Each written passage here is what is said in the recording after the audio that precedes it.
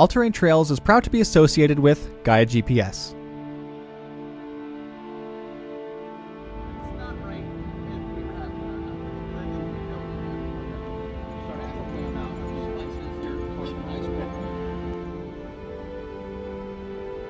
All right, we are just rolling into Port Augusta here. Not going to make a stop in Port Augusta. We're going to keep on rolling. We fueled up and topped up in Hawker this morning. So we're going to roll through Port Augusta here, and then our next stop this evening will probably be somewhere around Seduna tonight for camp. But yeah, Port Augusta right now. Welcome to episode 6 of our adventure across Australia. After exploring the rugged beauty of the Flinders Ranges, we're making our way towards the windswept southern coast and the edge of the Australian Bight. Over the next several days, we'll be attempting to cross one of the most remote sections of land in all of Australia, the Great Australian Bight and the Nullarbor. Saying we need to be well prepared would be an understatement. We'll need to be completely self-sufficient, carrying almost a week's worth of supplies with us. If anything were to go wrong, it may not end well for us. For that reason, we're sure to stop in all the major hubs before reaching the Nullarbor, not only to stock up, but to stay stocked up. We can only carry so much in the Prado, and the supplies tend to go quickly. We're currently here, in Port Augusta, on our way here to Seduna, before driving here across the Bight and the Southern Ocean. About halfway across the Bight begins the Nullarbor. It is here that we will reach the most remote point on the trip, with nothing and no one except the odd traveler or ranch hand around for hundreds and hundreds of kilometers. Tonight we'll be camping between Port Augusta and Seduna near the coast, close to Point Labatt. Tomorrow morning we'll continue on into Seduna before pushing into the Nullarbor.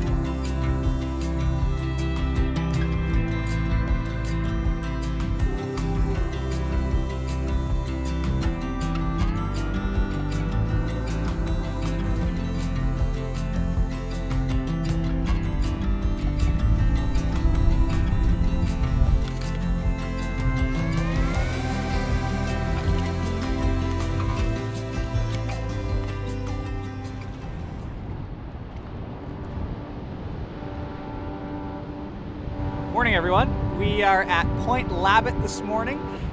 Super cool area. We are officially on the Australian Bight now. This is the Bight behind me. There's some really cool wildlife here, actually. We have some sea lions down in the tide pools there, and there was a little poster plaque that said there are great white sharks and a species of starfish here that are found only in this part of the entire world. Very special starfish. So we're enjoying the sea lions here and the waves and the land, like the cliff edges. It's just, this place is incredible. We're in Seduna early the next morning after leaving Point Labatt. It's been incredibly windy along the southern coast for the past several days. I have so many points of interest marked on my map for this area, but the wind has put a damper on our ambition for the day. Instead, we opt for an easy day in Seduna before heading out early tomorrow morning, westbound.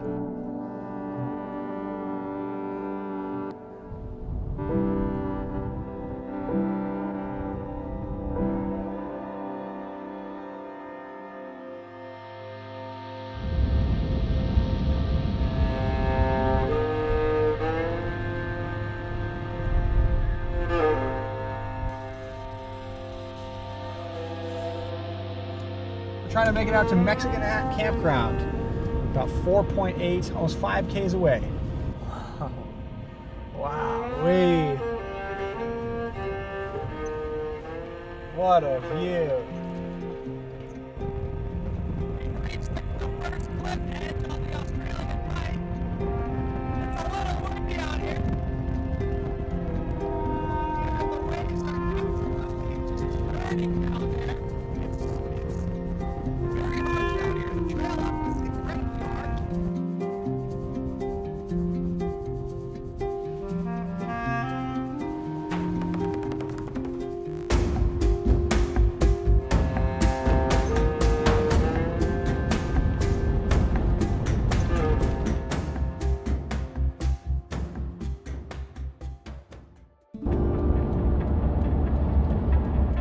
All right, we are just getting tip-top up on everything before heading out to the Nullarbor. Fuel, ice, water, food. We just want to make sure everything is completely tip-top, just because we are going to be remote for the next couple of days. Last night was not the best night. Our camp spot was great. The wind picked up really, really bad overnight. It was so bad we were sleeping in the swag, and it just got so windy, and the swag was just flapping so bad. I was like, you know, I'm just not going to get any sleep tonight. So we actually took our foam pad and just tossed it in the back of the Prado here. We slept in the vehicle just to try to get some peace and get out of the wind. Right now is exciting because we're about to turn onto the old Eyre highway. It's a dirt road, and it's the old version of this highway. It still exists, and you can still go and drive the old Eyre highway all the way out to the WA, the Western Australia border. So we are going to turn back onto some dirt here and hit the old Eyre highway. We've been eagerly awaiting the beginning of the old Eyre highway. It is the original unsealed route of the Eyre highway, which was used before the modern sealed highway was built. It runs east-west across the Nullarbor Plain, connecting South Australia and Western Australia. This rugged track is still accessible for those seeking a remote off-road route across the Nullarbor. We lower tire pressures, steadying ourselves for the challenge ahead. We've gotten ourselves this far and have prepared ourselves as best we could. Even so, nerves are running high. We'll be on this route for the next several hundred kilometers, inching ourselves closer and closer to the Western Australia border.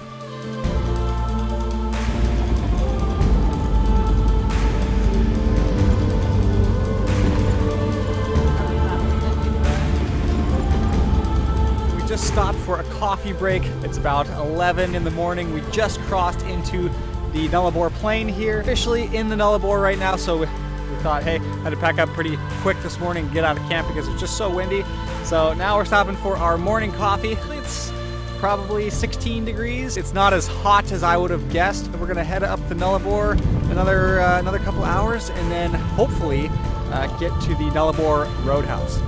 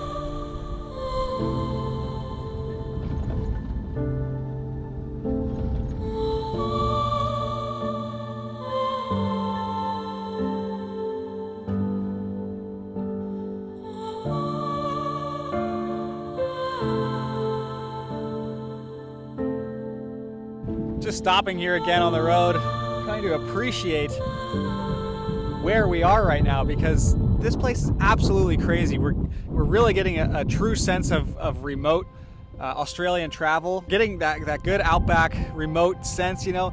And just if I just look that way, as far as the eye can see, it's just nothing other than scrub and dirt and a couple of trees here and there. But really, it's a lot of nothing. And the road is just so rough. So rough. It's not technical. There's not many washouts. There's a few washouts here and there, but my God, it's like outcrops of limestone that just kind of come up, and it's like the most bumpy thing that we've ever been on. And I can imagine that it's very, very easy to lose a tire out here because some of this limestone is just, you know, jagged and sharp. So we're really trying to have some mechanical sympathy out here because, I mean, there's no help. There's no help for miles. But you know what? It's absolutely gorgeous. I don't know anywhere else in the world, maybe Africa, but I'm not sure of any other place in the world where you can get a view like this in virtually all directions. Okay, we've reached the part of the Nullarbor where there are 0 trees around for as far as the eye can see. The name Nullarbor, it came from the old Latin language. It's two words, meaning null, N-U-L-L, none, and arbor, meaning trees. So nullarbor, no trees, Nullarbor. Sure enough, there are no trees out here.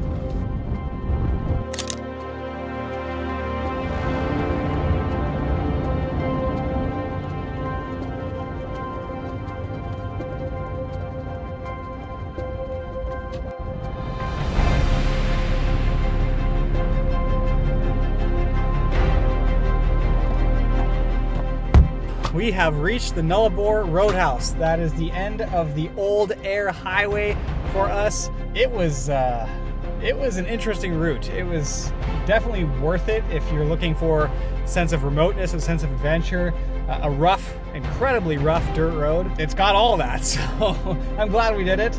Probably get aired up. Check out this Nullarbor Roadhouse and continue on down the pavement and check out our next point of interest.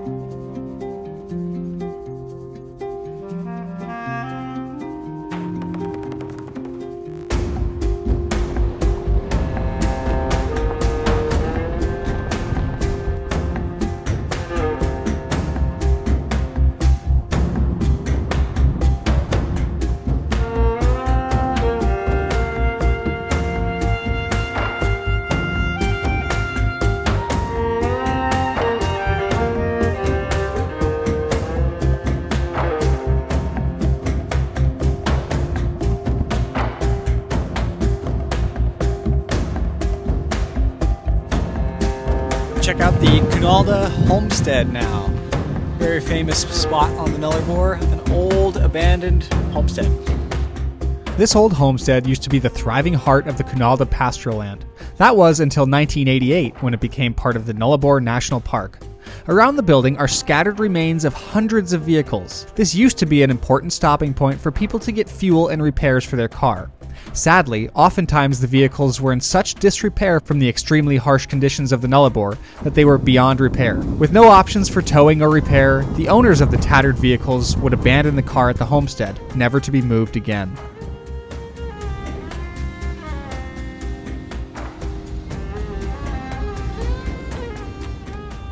Just north of the homestead, there is a deep cave in the earth. It is an important cave, one of historical significance. The water for the homestead property came from deep underground in the Koonalda Cave, contributing to the survival of the indigenous people and early settlers. Like all of the Nullarbor, there is no water on the surface, but plenty running deep underground.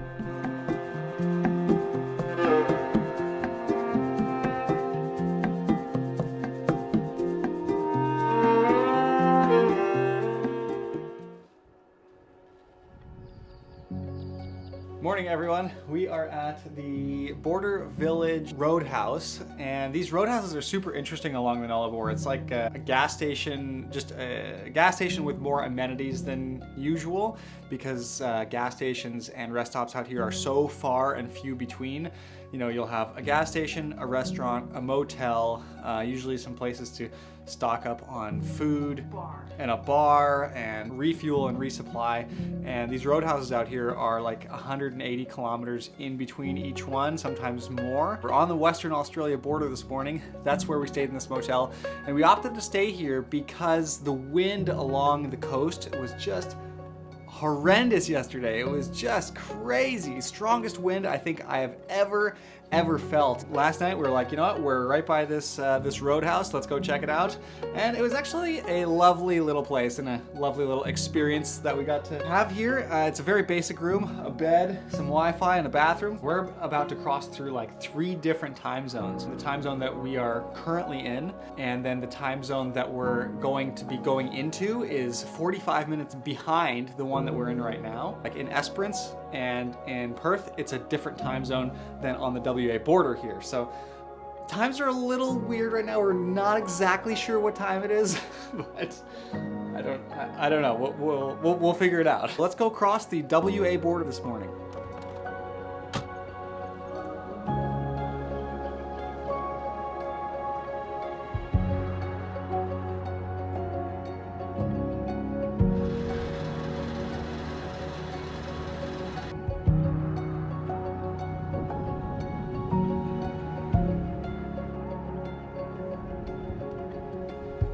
So this is interesting. There's this border checkpoint here between South Australia and Western Australia where they check your produce because you're not allowed to bring some certain types of produce across.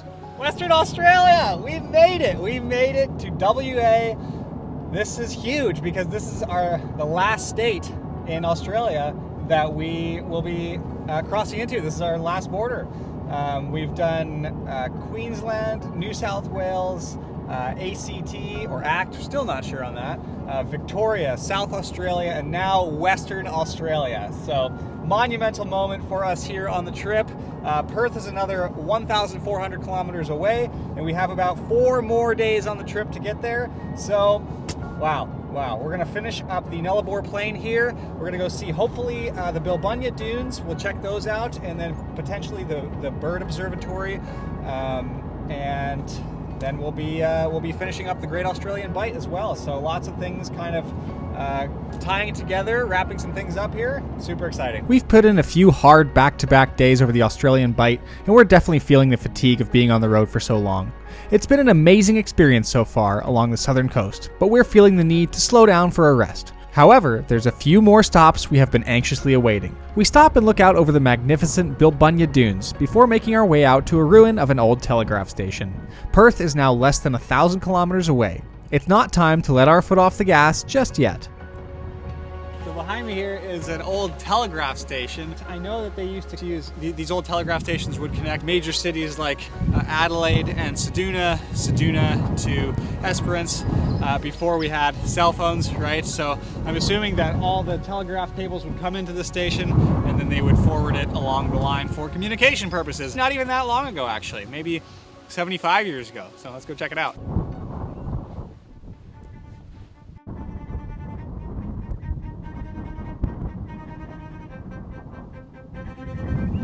Sand is really taking over this place. It's just filling everything with sand.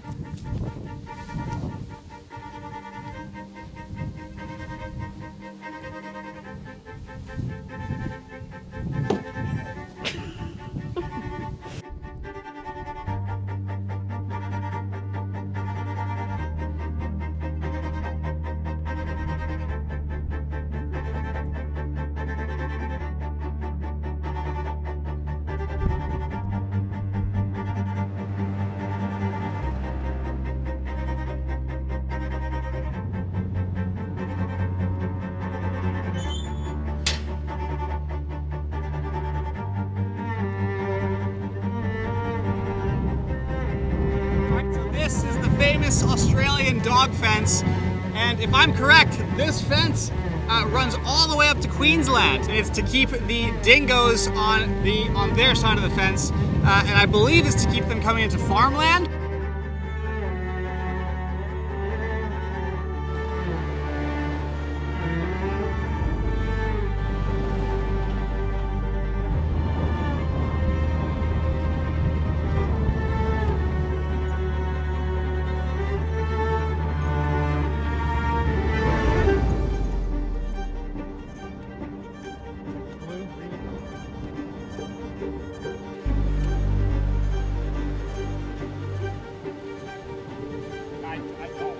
So one of the biggest fire hazards you run into out here is grass collection under the vehicle. The grass grows in the middle of the track where the wheels don't run, And if you're not careful, you can get grass buildup. It can get built up around your radiator, and it can wrap around your exhaust pipe in some hot areas of the vehicle, and you can easily start a grass fire and burn your vehicle down. So we've just taken a look under the vehicle here, and we are getting some grass buildup in some areas, and it smells hot. It just, the smell of like hot something is going on. So I'm gonna do my best here to pull some of this grass out.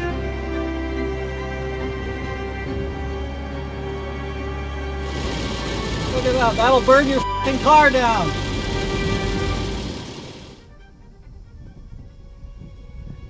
At the end of this 40-kilometer long, low-range four-wheel drive track is a place we've wanted to visit for a long time. Getting there will take some effort. Over the next hour, we navigate our way through the narrow, sandy track that just doesn't seem to end. Just when we think we're making progress, another dune system looms ahead.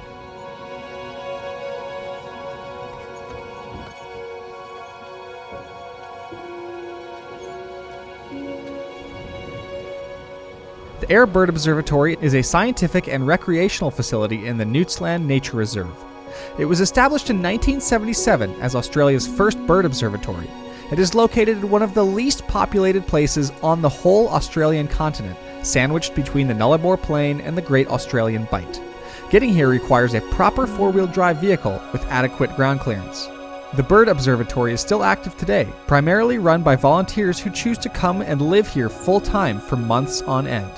They observe and document the changing landscape and the plants and animals that call this place home.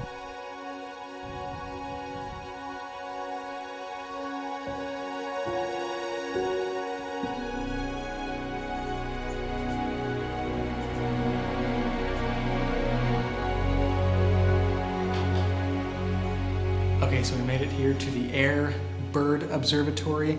What a place, you know, we were just going over this long sand dune track, just kind of not really knowing what to expect to come out here. And they have some amazing skull bones and fossils and ancient history and tools and all of this stuff here that is just like so many years. Some of it is hundreds of years old, some of it is more recent, but a big variety, lots of bird history, but they even have, you know, like emu and shark and whale bones and kangaroo and all these different things that you can take a look at. It's crazy that all of this is out here. You have to take a four-wheel drive track.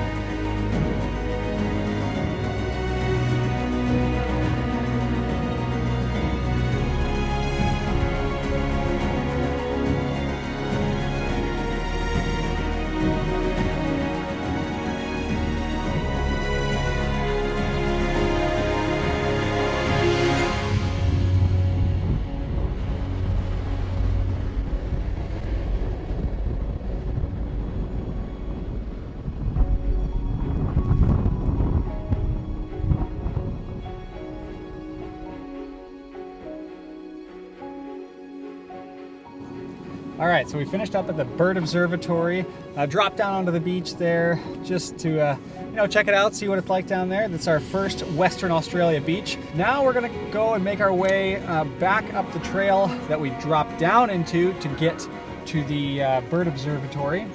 Yeah, try to go find a camp for the night.